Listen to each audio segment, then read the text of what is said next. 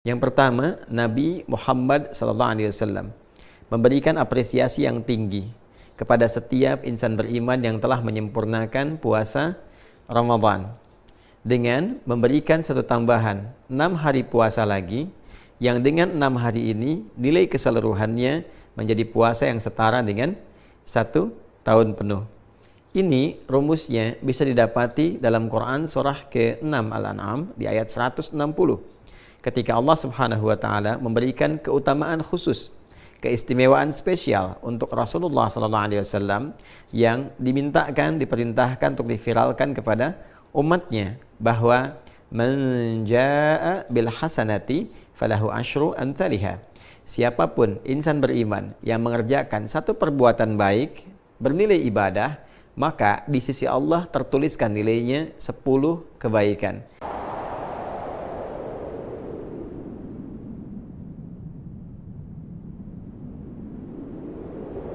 Bismillahirrahmanirrahim.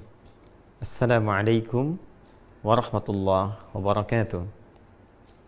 Alhamdulillah, wassalatu wassalamu ala rasulillah wa ala alihi wa sahbihi wa man walah, wa ba'd.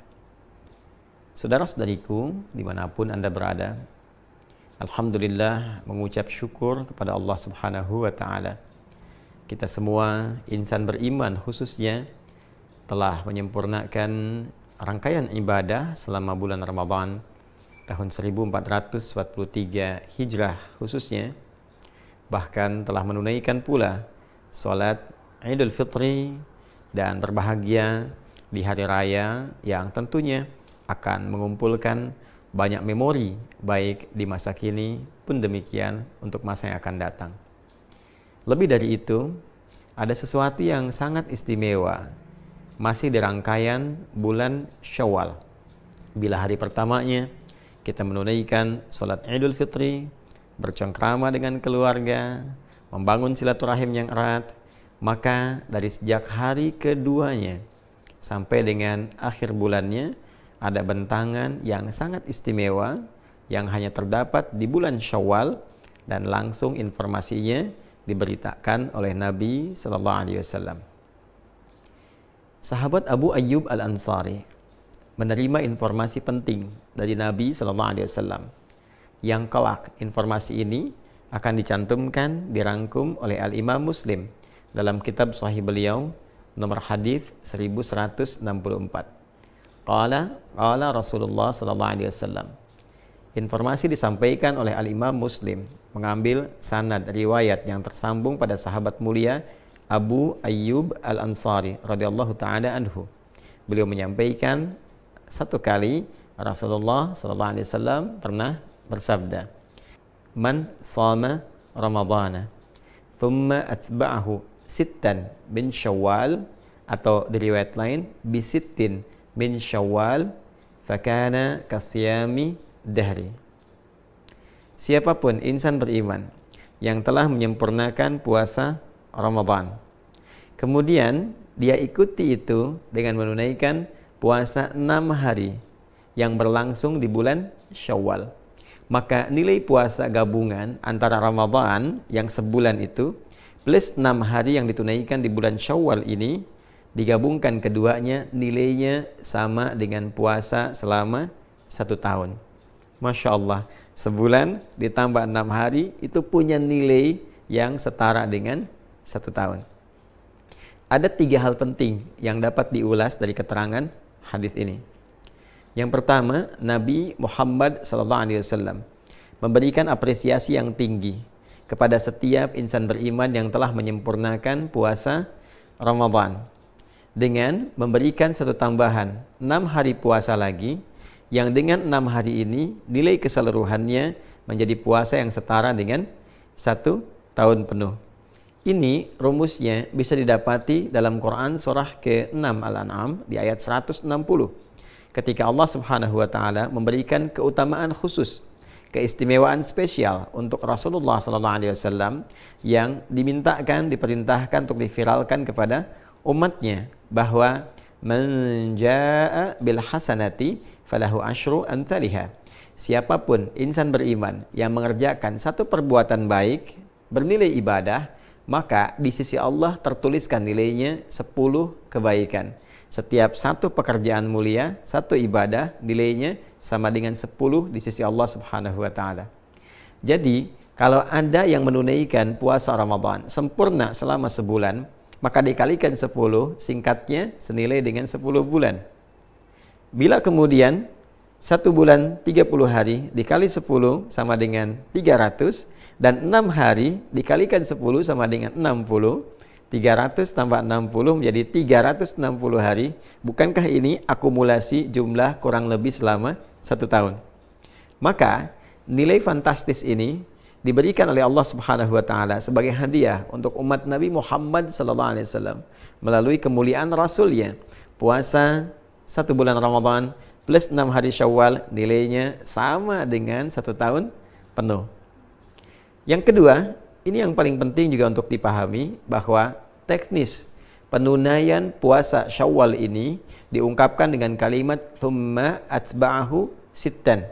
Kemudian diikuti menggunakan diksi kata thumma, lalu menggunakan kata atba'a.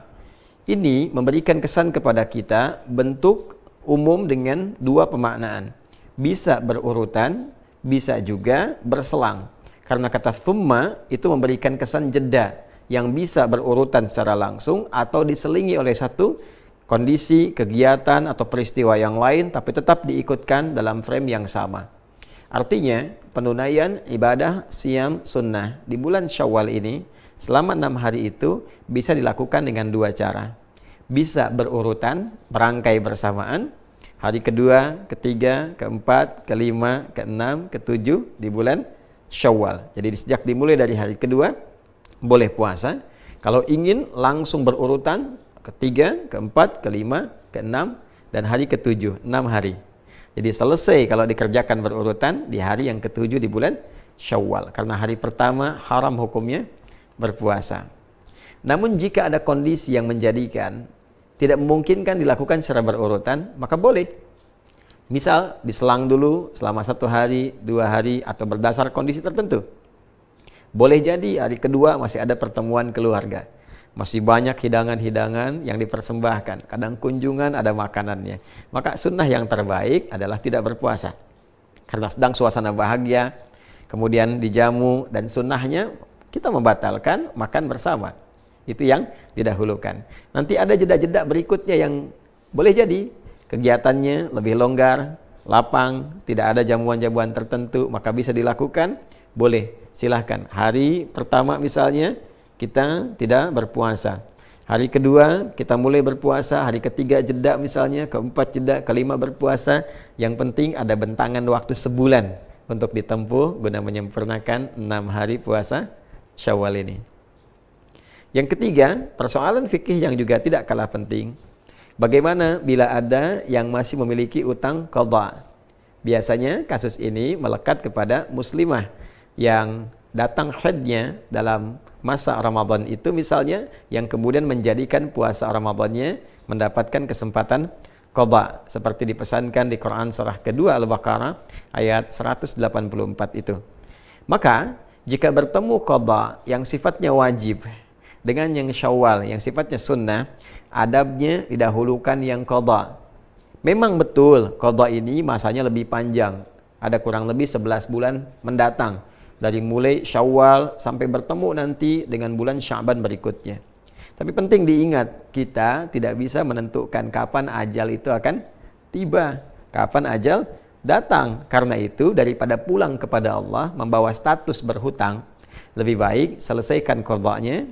Kemudian setelah selesai qadha, baru kemudian kita memasuki puasa Syawal, menunaikan puasa Syawal dengan kadar waktu yang tersisa dan dilakukan ikhlas karena Allah Subhanahu wa taala.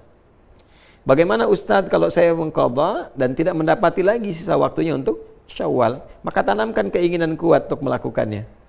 Dengan keinginan kuat itu, dengan harapan untuk bisa menunaikan, boleh jadi Allah berkenan memberikan pahala lebih dulu dengan niat yang ada, keinginan yang ada, sekalipun belum mendapati kesempatan untuk mengerjakannya. Ingat, kemuliaan dilihat oleh Allah Subhanahu wa taala pada kebeningan niat dan keadaan hatinya. La yu'akhidhukumullahu billagwi fi aymanikum walakin yu'akhidhukum bima kasabat qulubukum. Bahkan dalam kasus akan dinilai sebagai hukuman pun, kata Allah, Allah tidak akan menghukum dari canda yang keluar karena refleks pada perilaku kalian. Tapi apa yang diniatkan dari canda itu, apa yang diniatkan dari perbuatan itu yang mendapatkan penilaian di sisi Allah Subhanahu wa ta'ala. Boleh jadi walaupun tidak mendapati kesempatannya, tapi karena ada keinginan kuat, niat, harapan, dan ingin mengikuti tuntunan syariat, itu yang mendapatkan penilaian di sisi Allah Subhanahu wa ta'ala. Saudara-saudariku, kesempatannya hanya di bulan Syawal, tidak ada di bulan yang lain. Karena itu, mari kita optimis, memaksimalkan niat di dalam hati kita, mengondisikan ikhtiar kita. Semoga Ramadan yang telah tuntas ditunaikan bisa juga diikuti dengan kesempurnaan penunaian puasa 6 hari di bulan Syawal. Assalamualaikum warahmatullahi wabarakatuh.